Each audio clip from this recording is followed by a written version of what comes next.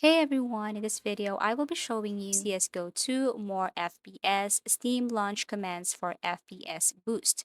So the very first thing to do is to open your Steam and then go to CS2, go to properties and go to launch options. So first we have here is a dash novid and is helpful, especially it will remove CS2 logo, which is very helpful for launching the game a bit faster.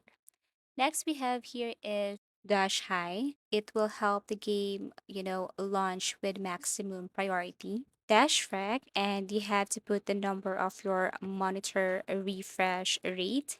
Another one we have here plus CL underscore force preload one or space one. This is to preload all the maps, which is indeed very useful. And then we have here dash no joy.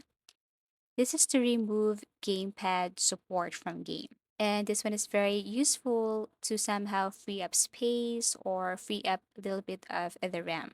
Another one we have here is dash FPS underscore max space zero. This is to remove any limits when it comes to FPS, or let's just say remove FPS limits. And then next we have here is dash FPS tick rate space 128. This is to practice 128 or 128 tick servers. And in CS2 Go, if you want to turn off the in game blood, you just have to simply follow this plus or add this plus violence underscore h blood space zero.